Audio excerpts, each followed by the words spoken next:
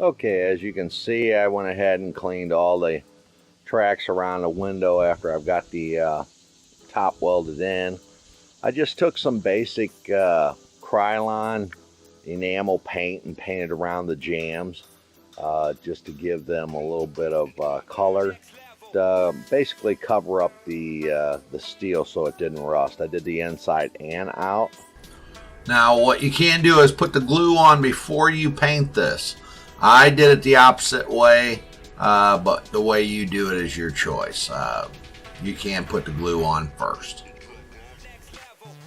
All I did was tape it to about just lower than the edge, so it just come across here. I taped it across, and I taped it the same way across here. Now any scrapes or anything that I got on the sides, I went ahead and run the tape line here. It don't necessarily have to match as close as the color of the car, because I'm going to paint the top of the roof the same color as the car, but I'm not going to paint all this the same. It's basically just got to kind of look the same. So I got red, come out a little bit looking orange to me, but it's close enough. It's going to be covered up anyways. And like I said, I'm going to paint all of this the same color as the car, and I'll tape it a little bit closer over that. I'll sand this down with probably some 3000 and then 5000 and blend that in, and I'll repaint the whole thing down. But I'm going to go ahead and put the windows in and then tape it all off and then shoot the top. So basically what I'm going to do now is I'm going to start working some glue in these seams here, and then I'll put the windows in and then the track that goes in there, so that way it'll all get painted the same. But basically, like I said, I just covered up the metal with some paint, just some quick Krylon paint.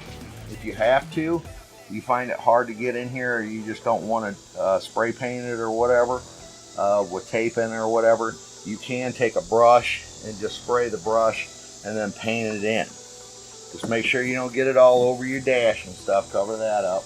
But that can work too. With the enamel paint, you got to put it on a little thick, just make sure it doesn't run. But other than that, you can do it real quick just to make it look like this, so that way you can keep moving. You don't want to spend all day on it, that's the way to do it. Now, I'm not a big fan of leaving tape on cars for a long time, so I do squares basically, is what I would call small squares. What I do is I'll just take down something real quick, a small area.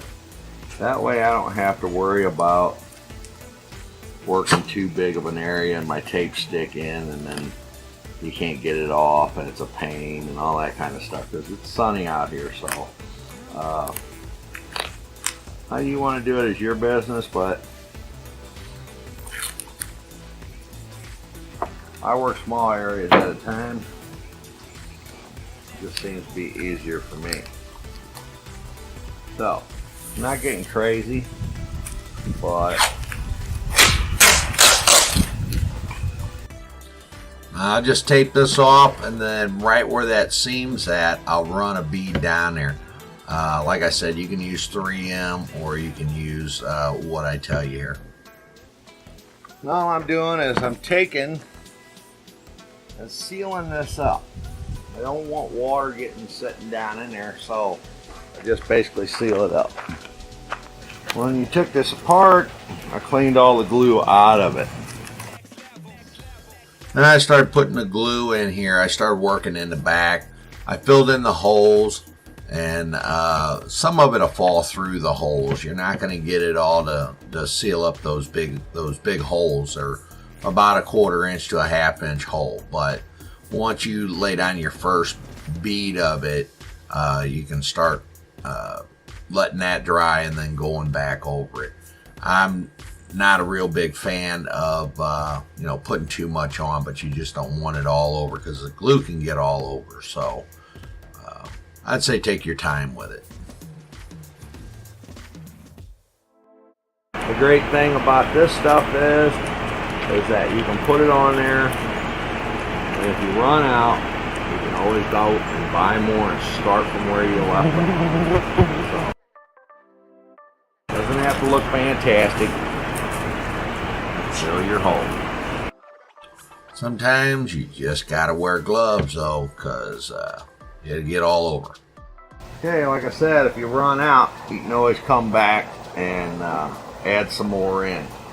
I ran out, so I was just using up what I had left, and that's that. So not a big deal. You wipe the rest of your fingers off in your track. Won't hurt nothing as long as you got it smooth.